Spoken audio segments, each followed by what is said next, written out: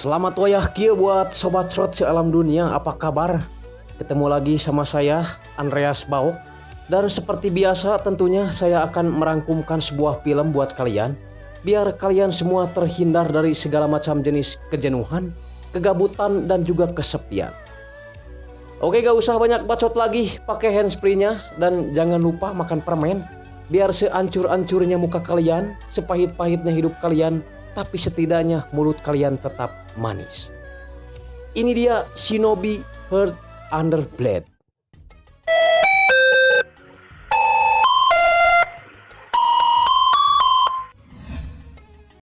Diceritakan pada zaman Taikotok di Lebuan, Jepang memiliki dua wilayah sakti, yakni Subagagore dan juga Manjidani.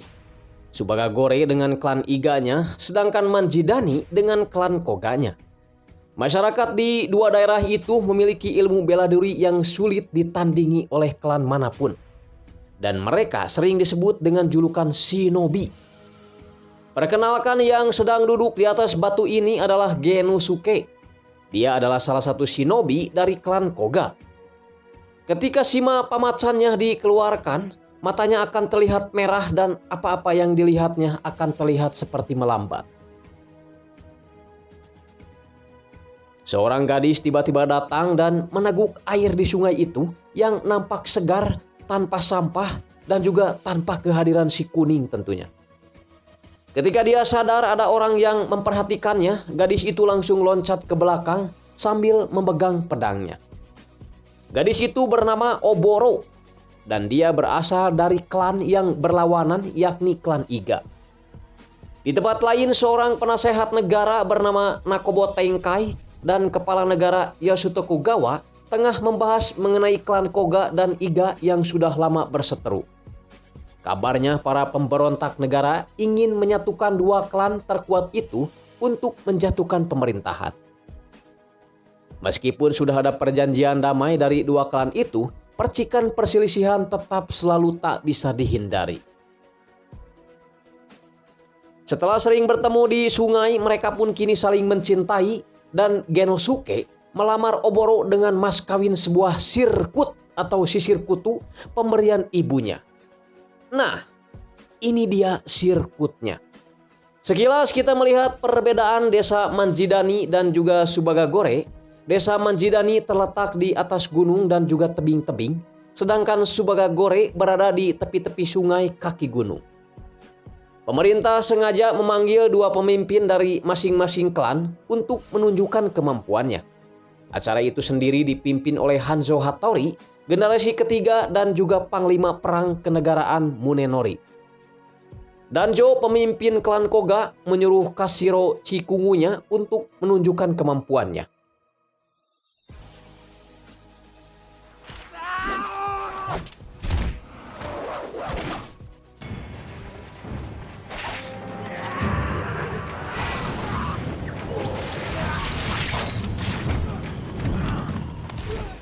Dalam sekali serang saja, Kashiro berhasil mengalahkan lawan tandingnya yang sebagian besar merupakan pasukan kerajaan. Lanjut ke klan Iga, di mana Ogen sang pemimpin menyuruh Yasamaru untuk menunjukkan kemampuannya.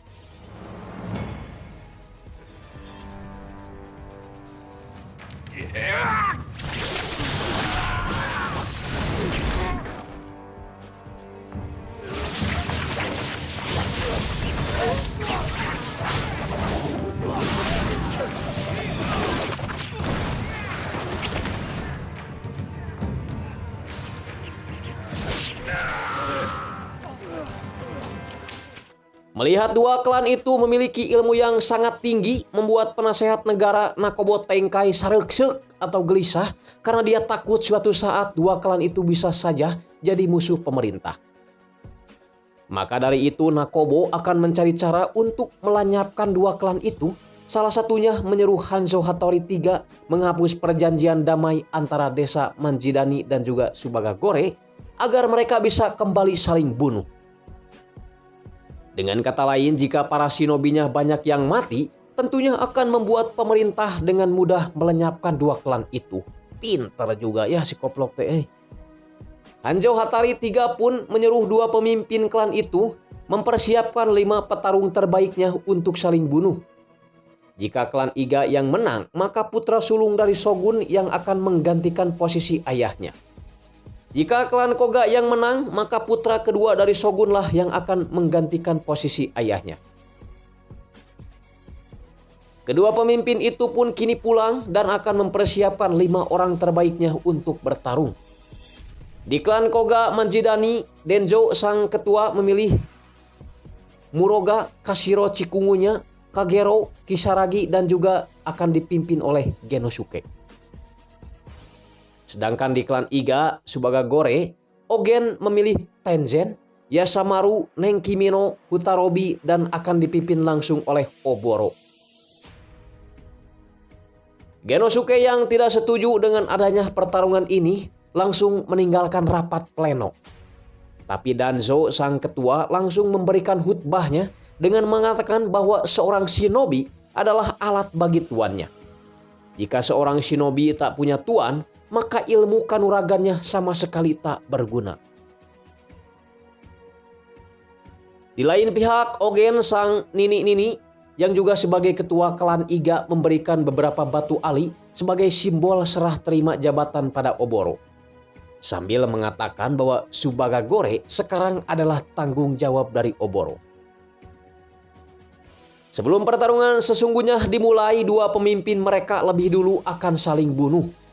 Namun yang menarik di sini adalah nini-nini jeung aki-aki ini juga ternyata dulunya saling mencintai seperti Genosuke dan juga Oboro. Tak mau ketinggalan sama para sesepuh, Genosuke dan Oboro pun saling bertemu untuk berpelukan satu sama lain sebelum mereka saling bunuh. Meskipun Genosuke akan berusaha mencegah pertarungan ini. Pertemuan mereka ini ternyata diketahui oleh Kagore, yang mana si Kagore ini sangat mencintai Genosuke sejak masih sekolah PAUD.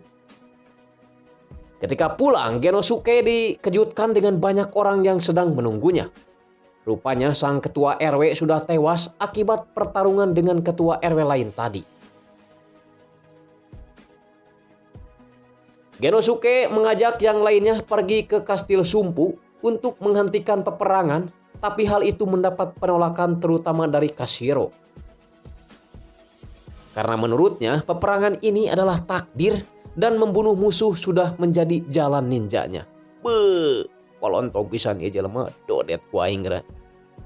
Namun meskipun mendapat penolakan, keputusan tetap berada di tangan Genosuke karena dia sudah ditetapkan menjadi ketua RW di sana. Di lain pihak, desa Subagagore pun sedang berduka atas kematian sang ketua. Berbeda dengan Manjidani, Subagagore menghanyutkan mayat sang ketua ke sebuah sungai dan berharap disantok bayawak atau buaya. Tak lama setelah itu, sepucuk surat datang atas nama Genosuke. Genosuke menyuruh agar Manjidani dan Subagagore pergi sama-sama ke Kastil Sumpu dan menanyakan alasan mengapa mereka harus saling bunuh. 我らと刃は彼らを言います。出立す用意じゃ。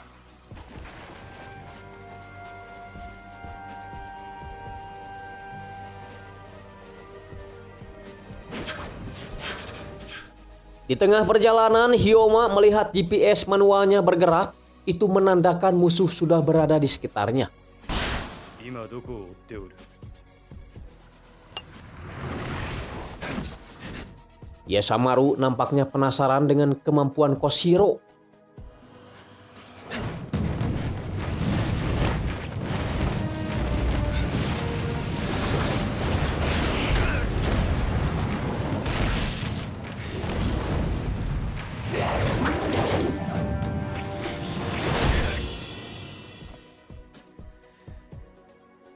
Sedangkan si goreng patut Nenkimino berhadapan dengan Kisaragi yang sekilas mirip pocong Junet. Nah, sebagai Nenkimino yang harus bertemu dengan Kagore. Kagore yang memiliki paras cantik dan paha tanpa singkayo berhasil membuat si Nenkimino tergoda dan gede hati ingin menciumnya. Setelah mencium, Nenkimino akhirnya tewas karena Kagore memiliki racun setara racun berit di sekujur tubuhnya. Makanya ya punya nafsu teh itu dijaga tuh Arisia ya. Balik lagi ke pertarungan, Yasamaru dan juga Koshiro setelah sempat berkenalan satu sama lain, mereka pun lanjut bertarung.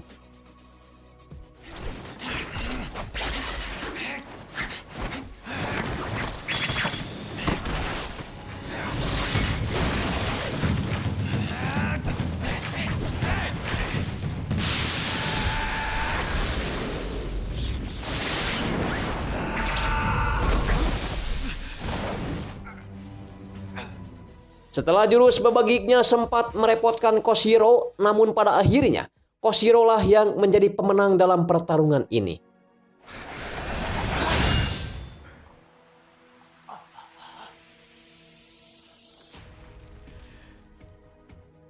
Melihat wajah Yasamaru lebih ganteng daripada dirinya, akhirnya Kisaragi memutuskan untuk menukar wajahnya dengan Yasamaru.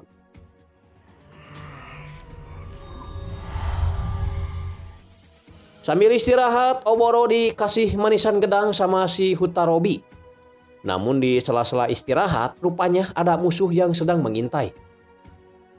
Hyoma Muroga tiba-tiba datang dan menusukkan pedangnya pada Tenzen. Hutarobi berusaha melawan dengan mengerahkan sebuah anak buahnya yang berupa Ramatuk. Dan Muroga pun tewas setelah seseorang membunuhnya dari belakang. Itu adalah Tenzen. Tenzen tidak bisa mati karena dia sering makan bali ucing dan memiliki ilmu regenerasi. Di saat yang bersamaan, Genosuke datang menghampiri dengan muka yang terlihat sedih. Tapi sedih di sini bukan melihat temannya yang mati, melainkan melihat kekasihnya Oboro yang akan jadi musuhnya. Tenzen yang melihat Genosuke langsung bersiap membunuhnya. Tapi Kagore keburu datang menyelamatkan Genosuke.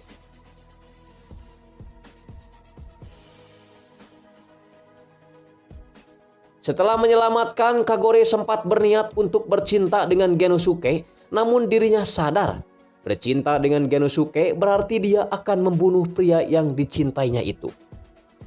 Dengan berat hati, akhirnya pertunjukan wayang kulit pun gagal digelar. PHP anjing harus semangat ah. Kisaragi yang menyamar jadi Yasamaru terus mengikuti rombongan Oboro yang sedang melanjutkan perjalanan. Koshiro yang sedari tadi mengikuti perjalanan mereka menyerang rombongan Oboro secara tiba-tiba. Momen itu pun dimanfaatkan Kisaragi dengan berusaha membunuh Oboro. Namun Hutarobi berhasil melindunginya. Dan seketika itu pula Tenzen menyabitkan pedangnya yang membuat Kisaragi harus tewas dan kembali ke bentuk semula. Melihat rekannya tewas membuat Koshiro makin gencar melakukan penyerangan.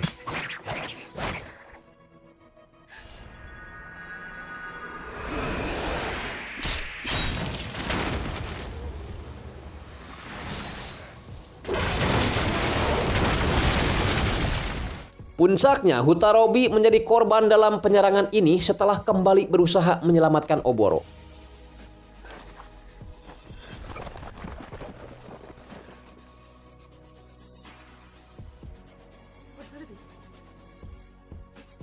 Kemarahan Oboro kini sudah mencapai puncaknya. Dia kemudian naik keretek dan untuk pertama kalinya dia menggunakan mata penghancurnya.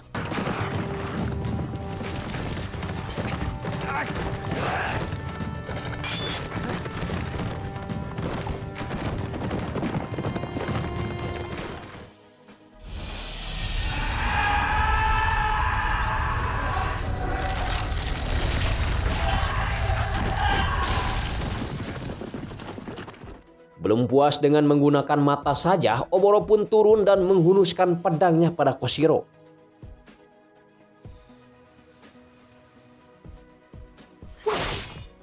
Genosuke dapat sebuah pesan dari Tenzen untuk menemuinya di sebuah kuil. Setelah bertemu, Tenzen memberitahu Genosuke bahwa Oboro sekarang bukanlah Oboro yang dulu dia cintai. Dia sekarang sudah menjadi ketua RW di Supagagore.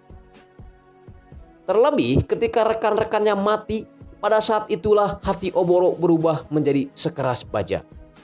Tenzen juga memberitahu bahwa keputusan Genosuke untuk pergi ke Kastil Sumpu adalah sebuah kesalahan besar. Layaknya sebuah jebakan, peperangan ini adalah cara pemerintah untuk melemahkan kekuatan Subagagore dan juga Manjidani. Ketika para kesatrianya sudah pada tewas, maka pemerintah bisa dengan mudah membumi hanguskan kedua desa itu. Setelah panjang lebar berkhutbah, Tenjen perlahan mengeluarkan senjatanya dan menyerang Genosuke. Namun Genosuke yang bukan ninja sembarangan bisa dengan mudah membalikan senjata itu. Tenjen yang gak bisa mati dengan cepat memulihkan luka-lukanya.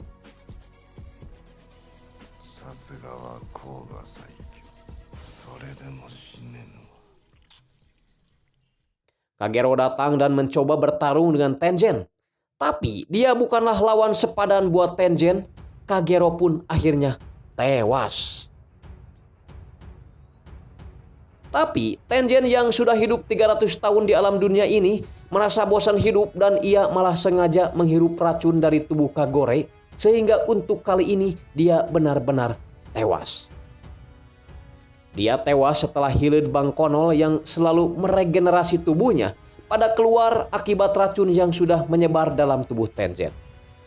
Dengan demikian dari 10 shinobi yang sudah bertarung sekarang hanya menyisakan 2 saja, yakni Genosuke dan juga Oboro. Genosuke yang baru saja berduka karena kehilangan semua rekan-rekannya tiba-tiba diserang oleh beberapa orang ninja. Shima maungnya kembali menyala sehingga dia bisa dengan mudah mengalahkan mereka semua.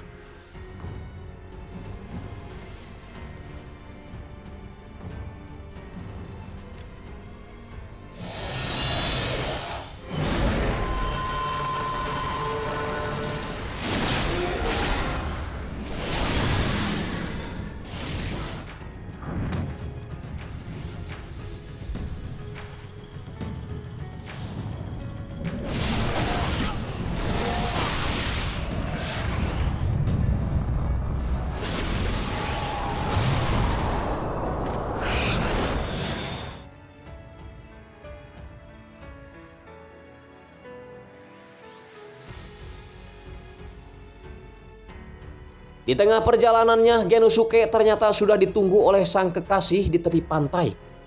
Sesuai perjanjian bahwa di antara kedua desa mereka harus ada yang menjadi pemenang. Dengan kata lain, saat ini mereka harus saling membunuh meskipun mereka saling mencintai. Terus terang ya, saya di sini jadi heran. Mereka berdua itu kan jago ya. Kenapa gak bersatu aja dan balik menyerang pemerintah gitu ya? Malah saling bunuh, jengkel aing mah. Yang menarik adalah baik Genosuke ataupun Oboro, mereka sama-sama tidak mengeluarkan jurus andalan mereka, yakni mata penghancur. Genosuke malah diam saja ketika Oboro menyerang dengan pedang mungilnya. Genosuke malah senang karena dia bisa memeluk kekasihnya untuk yang terakhir kalinya. Apakah ini yang dinamakan cinta sejati? Atau malah kegoblogan yang hakiki? Terserahlah ya, pusing aing mah.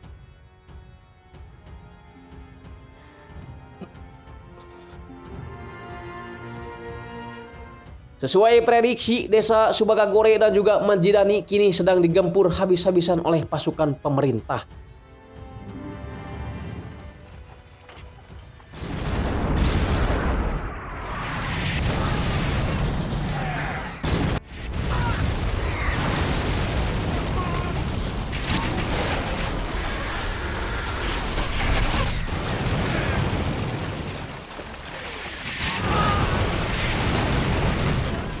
Sementara itu, Oboro masuk ke Kastil Sumpu berniat menemui Yang Mulia Yosho Tokugawa. Oboro meminta Yosho Tokugawa untuk menghentikan pembantaian di kedua desa. Karena menurutnya desa itu sama halnya dengan desa-desa lain yang dihuni oleh banyak anak kecil dan juga orang tua. Yang Mulia Yosho Tokugawa awalnya menolak karena menurutnya kedua desa itu dihuni oleh para shinobi yang memiliki kesaktian setara si Pitung dan si Jiih dari Indonesia. Yosho Tokugawa pun mengibaratkan Oboro sendiri yang memiliki 2 jitsu, yakni mata penghancur. Mendengar hal itu, Oboro langsung mengkuntau atau apa itu ya, menusuk matanya sendiri biar Yang Mulia memahami maksud dari Oboro tentang perdamaian lebih penting daripada kekuatan.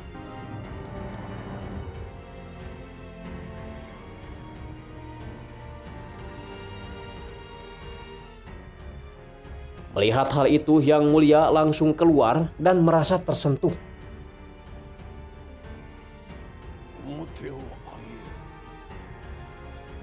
Dia pun mengirimkan surat pada panglimanya untuk segera menghentikan perang. Sejak saat itu, kedua desa menjadi hidup damai gemah ripah loh jinawi. Di scene terakhir, kita diperlihatkan ketika Oboro mengingat saat-saat pertama kali dia bertemu dengan kekasihnya di tempat yang sama. Dia pun mengeluarkan sirkut atau sisir kutunya, pemberian dari Genosuke yang dulu sempat melamarnya dengan sisir itu. Film pun selesai. Secara keseluruhan, film ini cukup rame ya. Selain ada gelut-gelutnya, film ini juga dibumbui dengan kisah percintaan yang cukup membuat bulu betis saya merinding. Pesan yang dapat kita ambil dari film ini adalah kekuatan itu tak ada gunanya ketika kita tidak bisa hidup dengan tenang.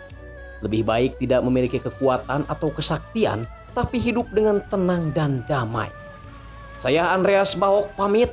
Wassalamualaikum warahmatullahi wabarakatuh. Salam cerot.